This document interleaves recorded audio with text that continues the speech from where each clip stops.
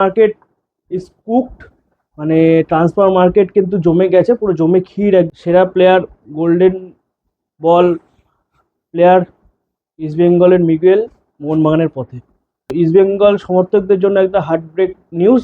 40 ঘন্টার মধ্যে আমরা হয়তো অফিসিয়ালি পোস্ট মিগুয়েলের মোহনবাগানের তরফ থেকে জানতে পেরে যাব, সেটাও রেডি হচ্ছে। আমরা অনেক প্লেয়ারের ক্ষেত্রে এরকম হয়েছে, টোলগে ওসবিও চলে গেছিলো, তারপর জানি রেস্ট অফ হিস্ট্রি কী হয়েছে। সেক্ষেত্রে অস্কারের চান্সও বেশি মোহনবাগানের দিকে যাওয়ার।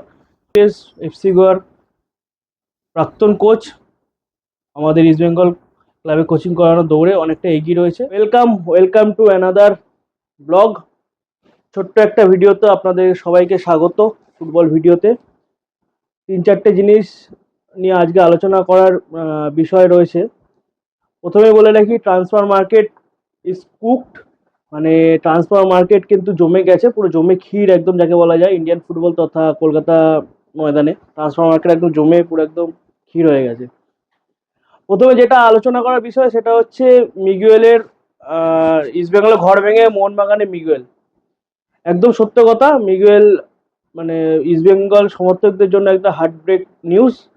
প্রথমেই বলে রাখি যে মিগুয়েল কিন্তু ইস্ট বেঙ্গল ছেড়ে মোহনবাগানে সই অলরেডি করে দিচ্ছে। আইএসএল এর এবছরের সিজনের সবথেকে সেরা player golden ball player east বেঙ্গলের মিগুয়েল মোহনবাগানের পথে।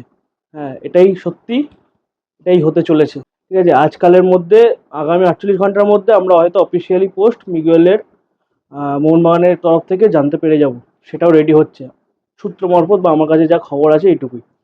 যদি হয় মানে ইস্ট বেঙ্গল সমর্থকদের কাছে বা ম্যানেজমেন্টের কাছে এটা খুবই দুর্ভাগ্যজনক যে মিগুয়েলকে রাখতে পারেনি, যে কারণেই হোক, যেভাবেই হোক। শোনা যাচ্ছে নাকি মিগুয়েল প্রচুর টাকার অফার চেয়েছে ইস্ট বেঙ্গল থেকে। 5 কোটি 20 লক্ষ টাকা এমনি স্যালারি ছিল, সেখান থেকে 6 কোটিরও উপরে স্যালারি চাওয়া হয়েছে মিগুয়েলের থেকে। সেটা ক্লাব কোনো পক্ষে দিতে রাজি নয়, কারণ ক্লাবে একটা ইনভেস্টার বা স্পন্সর সমস্যা রয়ে যাচ্ছে। এবছরের টিম গঠনে একটা টাকা ব্যাপার ভূমিকা রয়েছে, যেহেতু এফসি খেলবে ইস্ট বেঙ্গল। সে সব কিছু ভেবেই মিগুয়েল মোহনবাগানের পথে।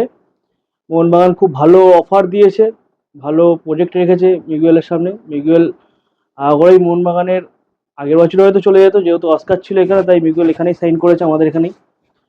মিগুয়েল হোপফুলি ওখানে ভালো টাকা পেয়েছে অ্যাজ এ প্রফেশনাল প্লেয়ার, ও চলে যাবে, কিছু করার নেই, এতে আফসোস করার কিছু নেই।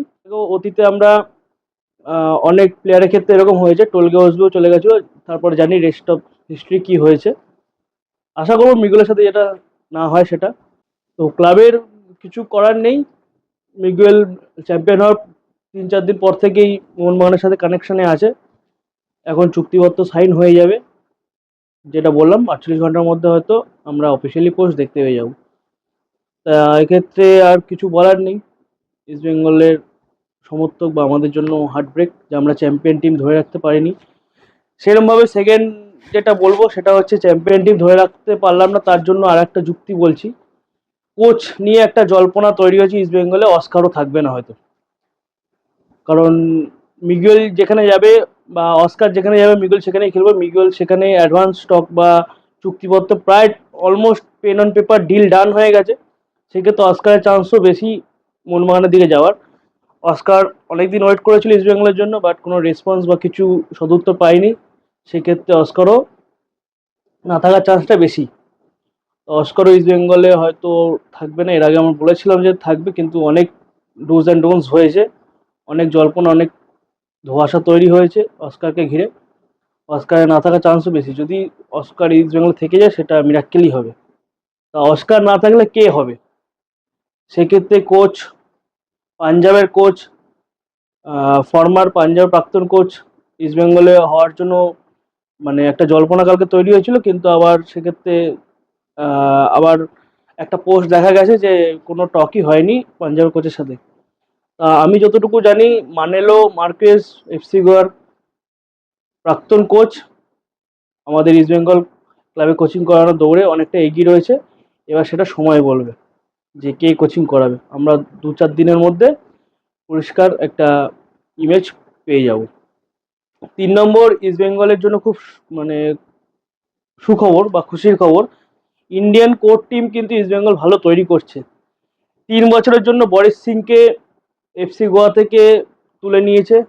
রাইট ব্যাক এবং মিডফিল্ডার পজিশনে খেলতে পারে বরিস সিং। দুর্দান্ত সাইনিং, মানে ভালো কোর টিম তৈরি করার পথে কিন্তু এই বছর ইস্ট বেঙ্গল। ইন্ডিয়ান টিম তৈরি হোক আগে, তারপরে বিদেশিরা ফারাক গড়ে ঠিকই, কিন্তু ইন্ডিয়ান প্লেয়ারও দরকার। সেক্ষেত্রে বরিস সিং কিন্তু খুব ভালো সাইনিং 3 বছরের জন্য।